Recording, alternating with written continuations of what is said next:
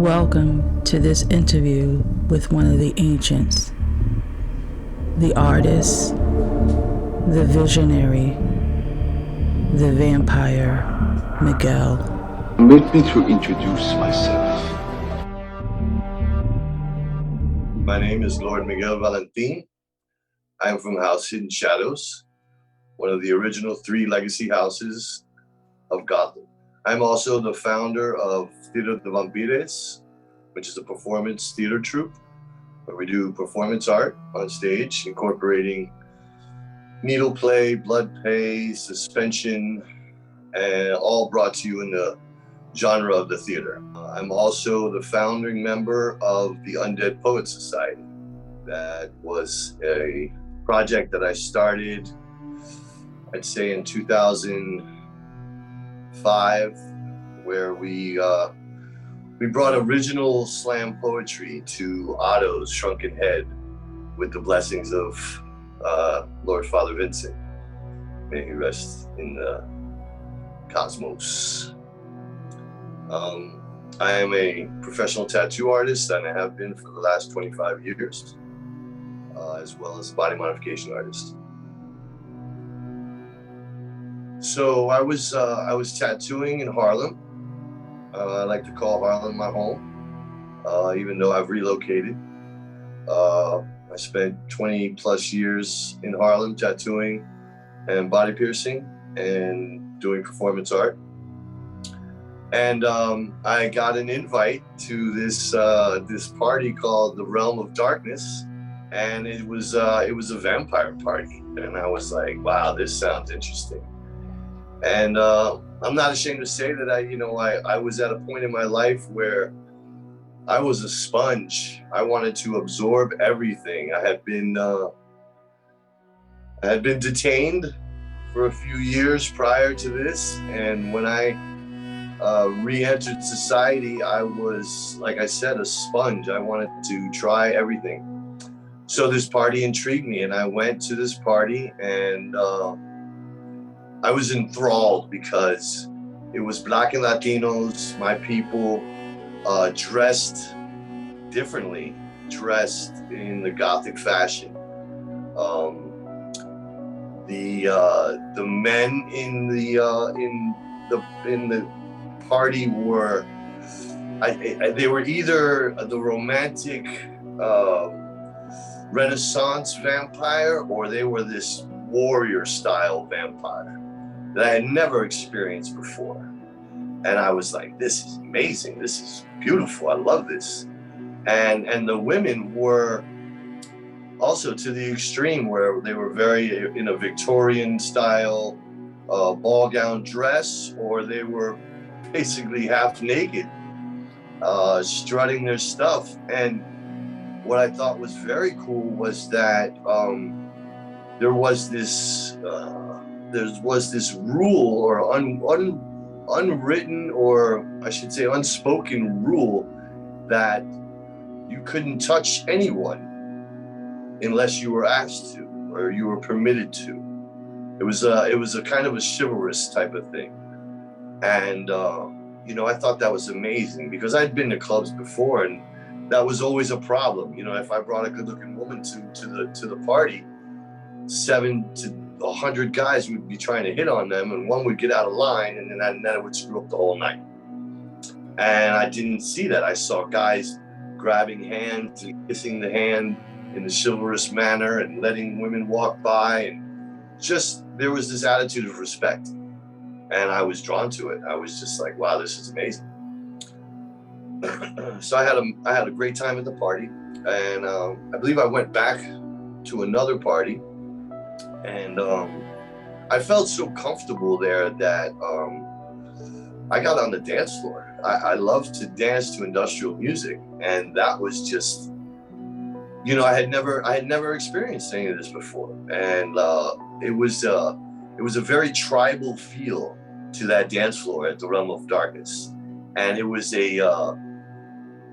like a testing ground kind of, and I really liked that, and not in a violent way, just kind of like let's see your moves, like almost like old school hip hop dances, you know, where you'd bring your crew and they'd bring their crew and you'd battle it out on the dance floor, and be no violence or anything like that.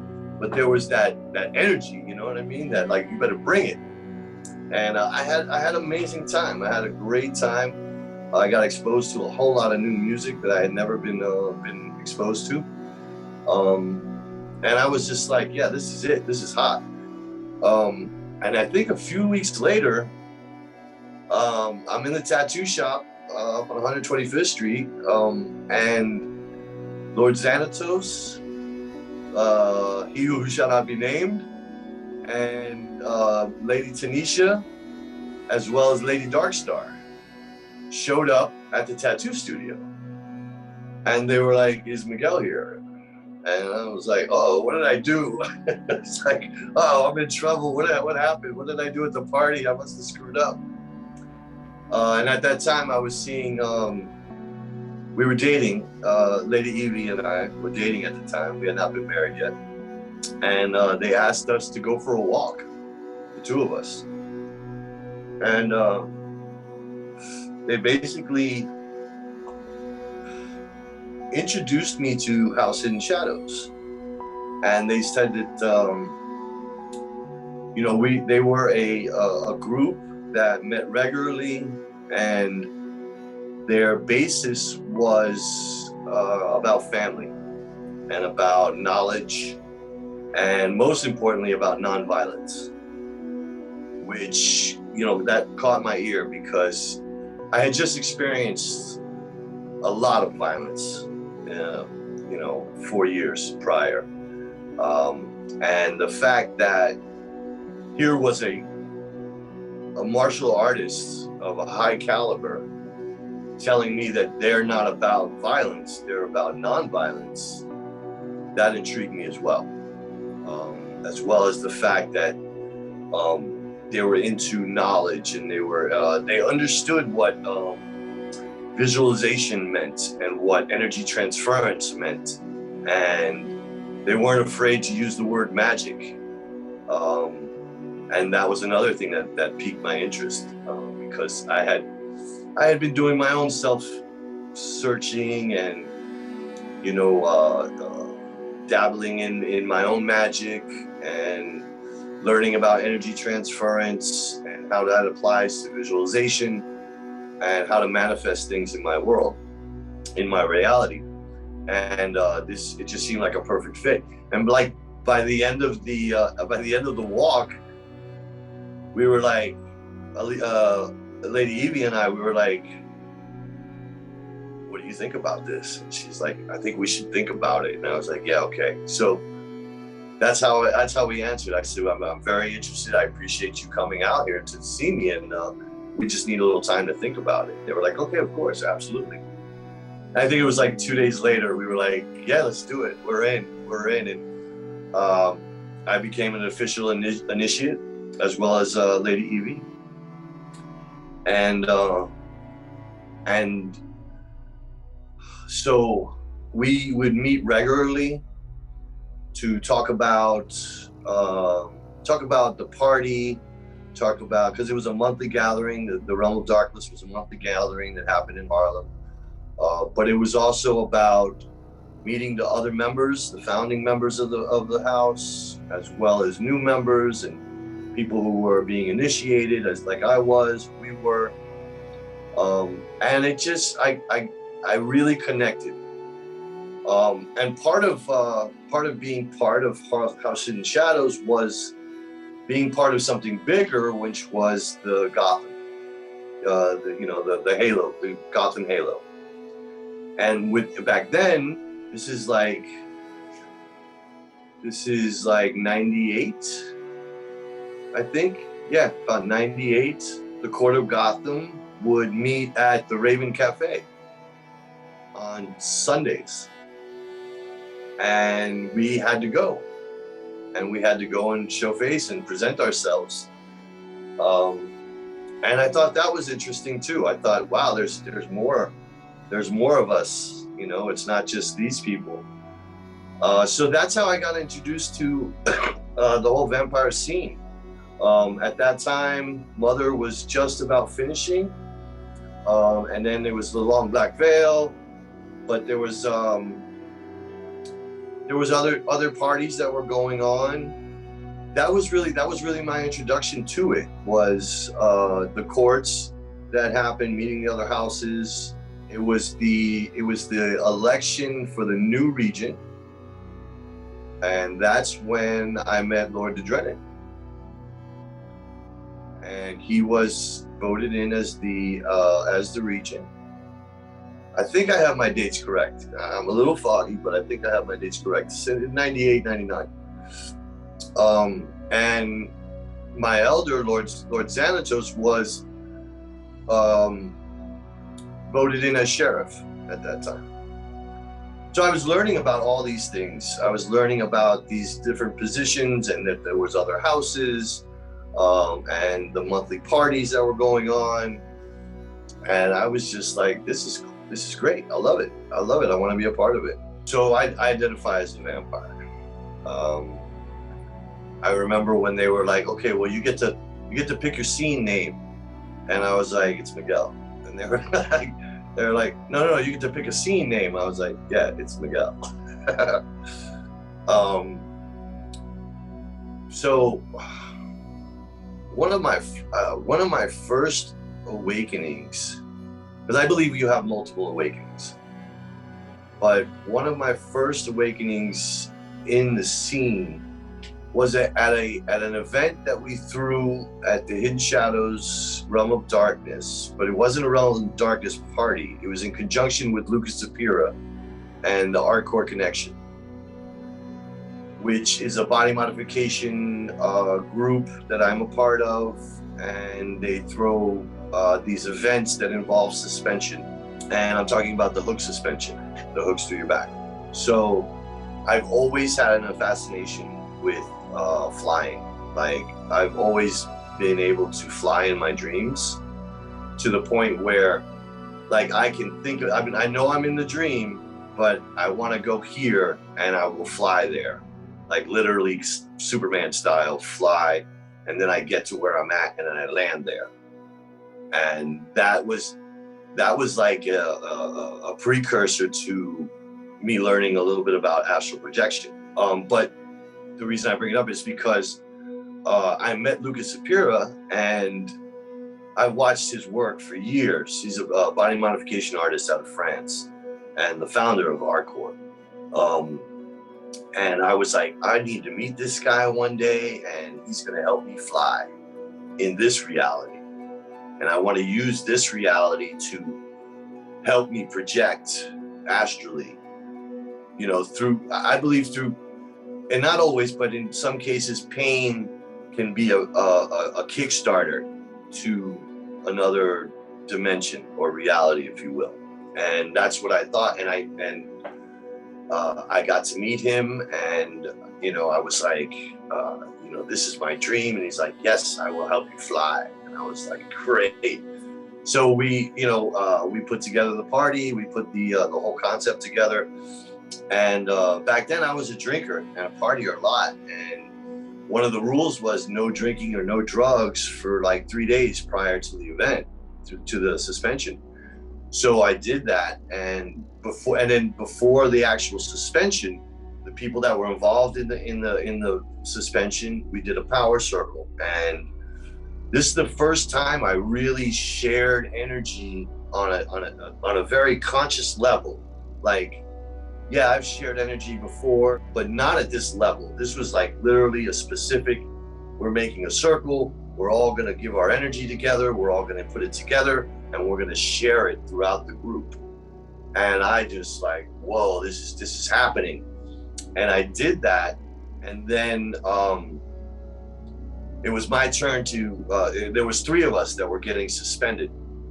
And so I was the first one hooked. And so I got the hooks in, and the rig is set, the rig is tight, like I could feel it happening. And then I looked to my left, and the 2 other guys, they're still getting hooked. They're still getting rigged up. So I knew it wasn't gonna happen for like at least 10 minutes. So I had already had my energy ball together, man. I was ready for this. And it just washed over me to the point where I passed out. And obviously I couldn't fall because I had hooks on me and there was people behind me and they stopped me. And while I was passed out, I saw the future in my mind. Like, I was unconscious, but I saw what happened 15 minutes later. So I was out for maybe like 2 minutes, 3 minutes, and I came to and I look and everybody's looking at me and they were like, "You okay? You okay?" And I'm like, "Yeah, let's fucking do this." And when I did the suspension, I regathered my energy. Mind you, there's like almost 300, 400 people in the audience watching this. And I regained my energy, I got my ball together, and when I went up, I just released my energy to all the onlookers there. And I just saw a wave of people that were like, they were like this, and then all of a sudden, they were like, "What the fuck?" And that was my first awakening, I believe, in this reality, where I knew that this energy that I have could be shared with others on a level I never thought possible. To me, you know, the aesthetic is cool, the dress is cool, but it's all about the energy for me. Learning how to harness my energy, share my energy, receive energy properly, block energy properly. That's what this was about for me. And once that happened, I became obsessed with that portion of being a vampire. The whole energy transference. The bar just got raised. Like I could no longer like be down here and just feed off of this. Now I needed this. I've been on a quest. I'm still on that quest where when I walk into a room and there's vampires about, I'm looking for that light, that one beacon that stands out. And I'm like, that's who I want to fucking feed with. And not, mind you, I didn't say feed off of. I don't feed off of anyone. There's always an exchange. I always feel there has to be an exchange, because otherwise I consider it bottom feeding, and I'm not doing that. So that was my first awakening. I've been down in Fort Lauderdale, Florida for the last 7 years now. I made a major change in my lifestyle 7 years ago, where I stopped drinking and stopped using drugs. These last 7 years have been about personal mental health, physical awareness, restoring family and friends, and just working on myself. And I believe that I am now at a place where I can do what I wanted to do, what I want to do. And I've always lived by the fact that if there's a void and I can't find it, then I need to make it. And I've done that in New York. I didn't put it in there, but I've thrown, because I've been in the S&M and BDM scene for back in the day, and I found it lacking. And I'll share a story with you. I was at True one night, and it was Mr. Savita's night, and I didn't even know who Mr. Savita was at that point. And I'm watching this performance that's going on, and I looked at my partner. I was like, "This is crap. This is bullshit. What is this?" And she was right next to me, and she heard me, and she was like, "Oh, you think you can do better?" And I was like, "Well, hell yeah, I could do better than that."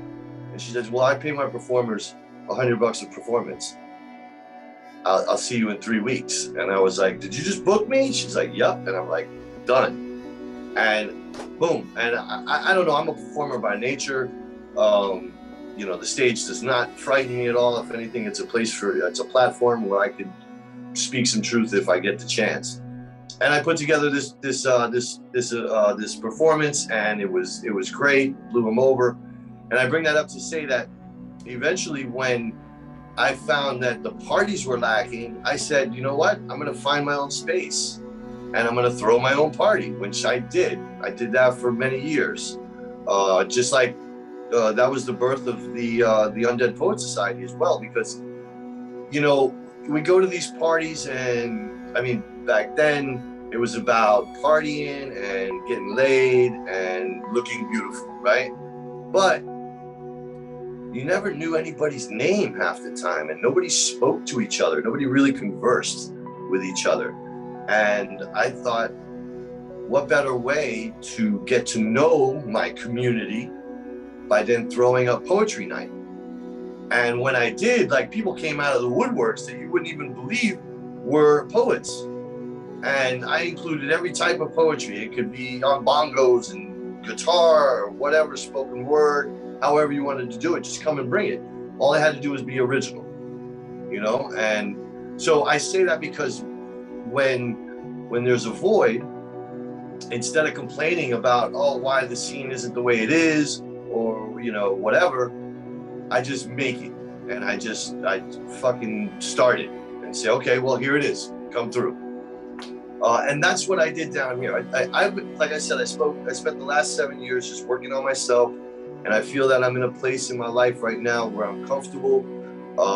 My financial is good, my home life is good, my mental is good, and there is a bit of a void down here in Fort Lauderdale, or South Florida, I should say, for the vampire scene and even the goth scene. So,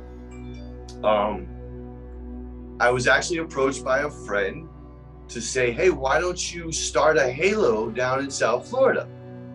And I was like, well, I don't know, man. I'm busy. I work 6 days a week, and I don't really have any help down there. And we kind of just let it go.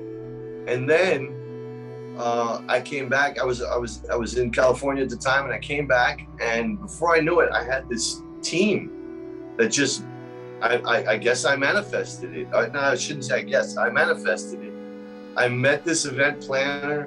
I met a public relations company run by this woman who was very interested in what the idea I had. And before I knew it, I had this team. So it started with the Halo. So I've officially started the Hell's Gate Halo here in Fort Lauderdale. And I call it the Hell's Gate Halo. At first, because, you know, we're in South Florida, and if you go any lower, you go any further south, man, you're gonna wind up in hell. Like, that's it, you know what I mean? You can't get much more south than us. But then somebody urged me, and they said, you know what, go deeper, go a little bit deeper. Let's find out something really about this. So I did a little research, and I found out that the Bermuda Triangle, which is also called the Devil's Triangle, has 3 points: Bermuda, Puerto Rico, where I'm from, and Fort Lauderdale. The apex of the triangle points directly to Fort Lauderdale. So the Devil's Triangle, hence we are Hell's Gate Halo. So that's how I came up with that. So after, you know, setting up the Halo, the next basic step is to throw a party to announce the Halo and to consecrate it. So I'm a planner, and I'm into details. So I said, I need some of my peoples. I need some of my people. So, and I wanted to do something more than just the party, right? I've always said that there should be more to this than just a party, right? So instead of calling it a ball, instead of calling it a vampire ball, I said, well, what's more than that? And I did some research, and I looked up the word symposium. And I found out that there was a book written by Plato, a great philosopher, and a symposium was something that they did on the regular. Maybe every month or so, they would invite all the great minds to come together and to discuss a specific topic. And there would be a lot of drinking involved, and there was a lot of philosophizing, and basically it was a drinking party. It was a party, but it had substance to it. And so I was like, that's it. That's what I'm going to call it. I'm going to call it the Vampyre Symposium, because I want more. Anybody could throw a party, right? I call it the Vampyre Symposium. It's a 2-day event. So the first day is going to be a banquet, and I've found this beautiful venue at the Ocean Manor Beach Resort, which overlooks the water, and there'll be a multi-course dinner. I'm going with Spanish flavor, Latin flavors, right? Because I'm Puerto Rican and we're in South Florida, baby. So I'm gonna bring the sabor. And an open bar from 6 to 11. We have this space from 6 to 11, so you can get your drink on. I have some musical artists coming. I have a cello player coming and a harpist to provide some background music, because my halo is all about, or I should say not my halo, our halo, or the halo, Hell's Gate Halo, because I'm not running shit. I'm starting something that I want contributors to be a part of, right? I'm not looking to be the leader of anything. If anything, I'm just a co-contributor to this thing. But my goal is to promote the arts.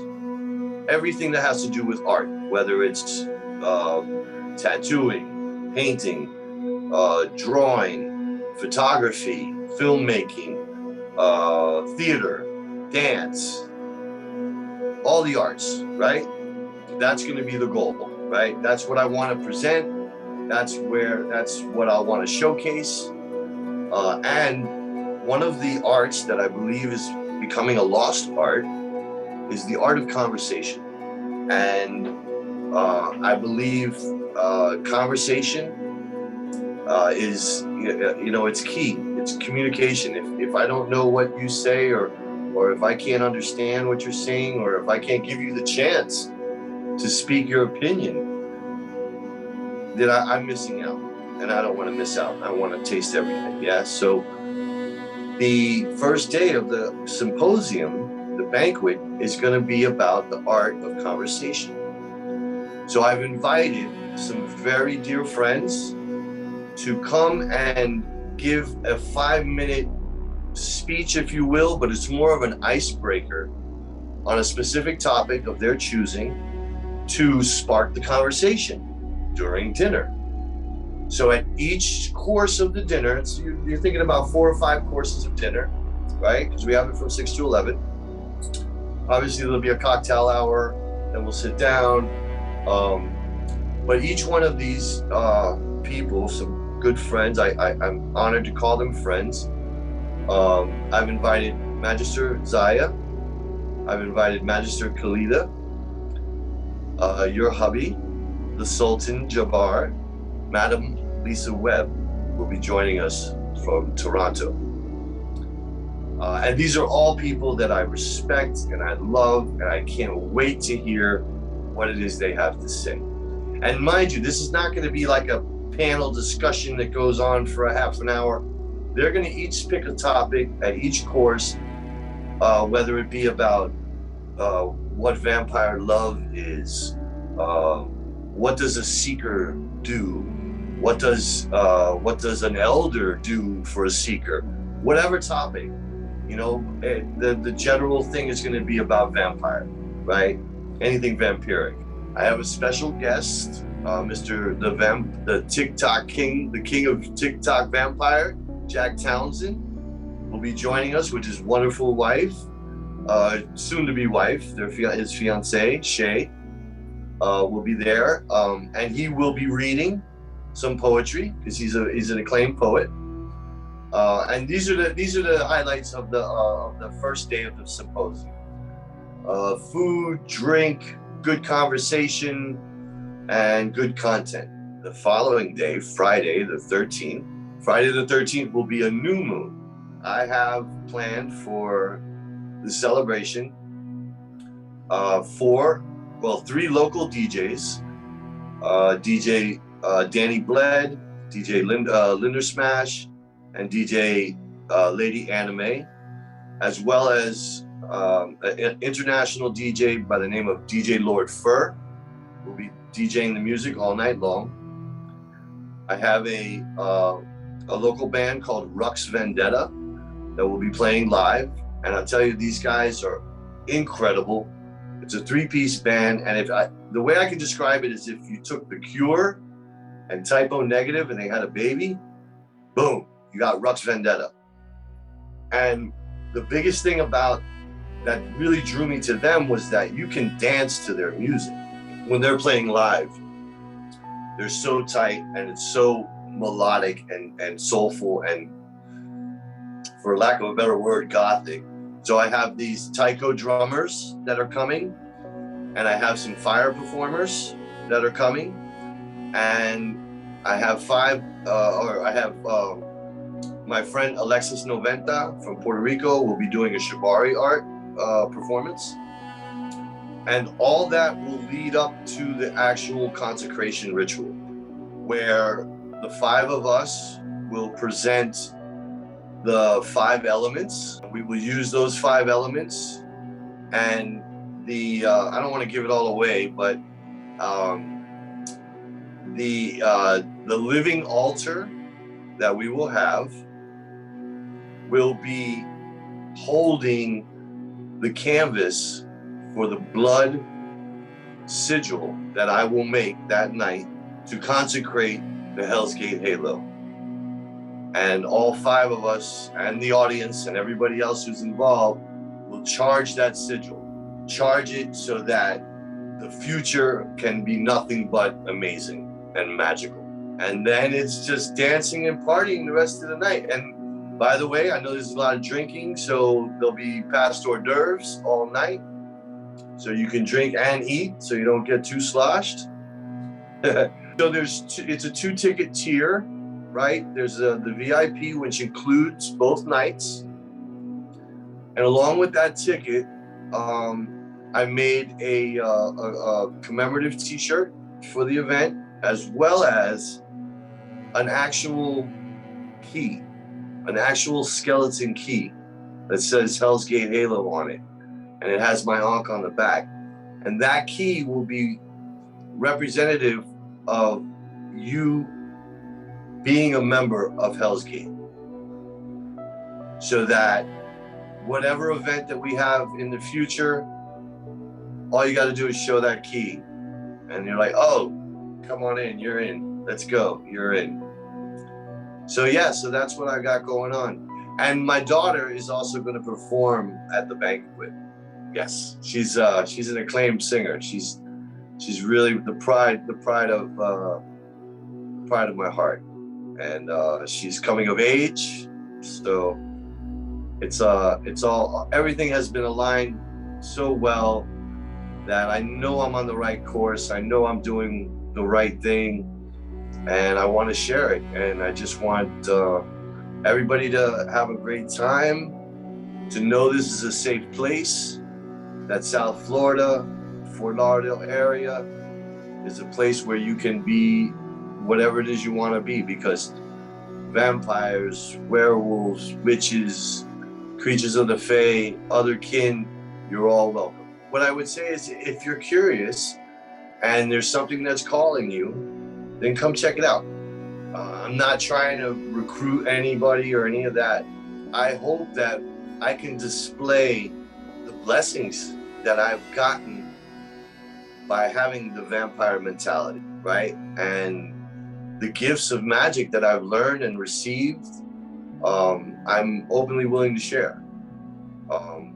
And it doesn't always have to be that deep for everybody. I mean, I put together a list, a bill of great stuff to enjoy. There's music galore, there's dancing, there's food, and then you get a little deeper into the consecration ritual.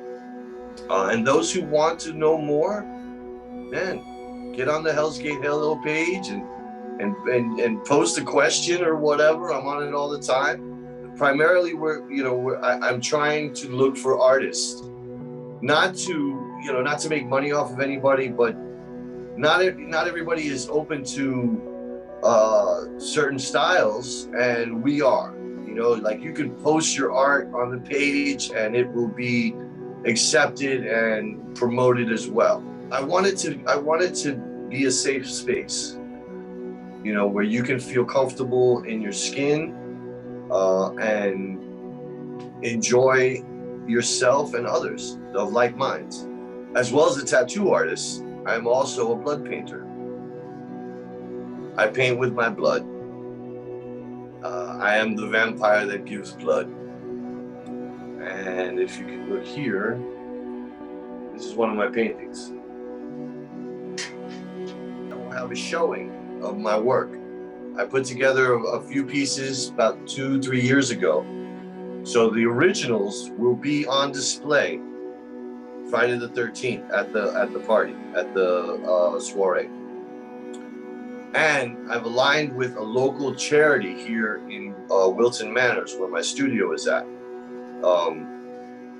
And his charity helps young kids learn how to write a resume, how to interview, how to get a job, how to present yourself in these situations. So I'm going to be auctioning off one of my paintings and donating 100% of whatever the proceeds are to the Wilton Collective, and his specific charity is called Julian's Fountain of Youth. I have invited one of my favorite fangsmiths, the lady Ra Ubasti, who will be coming a week before the 13th, taking appointments to get your own set of fangs. So please check her out or get in touch with us through Vampyre Miguel on Instagram, Miguel Valentin on Facebook, or miguelvalentin.com, and shoot me an email, or Miguel Valentin Vampyre Miguel at Gmail, and send me an email and I will set up the appointment and I'll put you two together so you can get your own feather bangs. I was interviewed and I spoke about, I look the way I look. I wear the fangs 24/7. I'm very fortunate as a tattoo artist. I get to look how I want to look and nobody tells me anything. But I also said that, I wear this 24/7 to kind of warn people what they're about to get involved with. You know what I mean? Like, you step to me, you know what you're getting yourself into. I'm a predator, and I'm here to exchange. And if you're down for that, then let's do it, right? I'd like to add on to that, though, that I have added the word honorable, an honorable predator, because I'm sure that word predator, especially nowadays, can be taken in a wrong way, right? And what I mean by honorable predator is that, of course, everything has to be consensual, right? And when you come up on this, you need to be aware that you're dealing with a vampire and that I'm willing to exchange with you. I'm not just here to take from you, because to me, like I said, I think that's bottom feeding. But an honorable predator will let you know, and I'm not gonna feed off of sheep. The honorable predator, that type of concept, because I'm still an apex predator, but I'd rather feed off of somebody who knows what the hell is going on, and exchange or commune and make communion with each other. You know what I mean? I think that just makes it more beautiful, stronger, and more magical.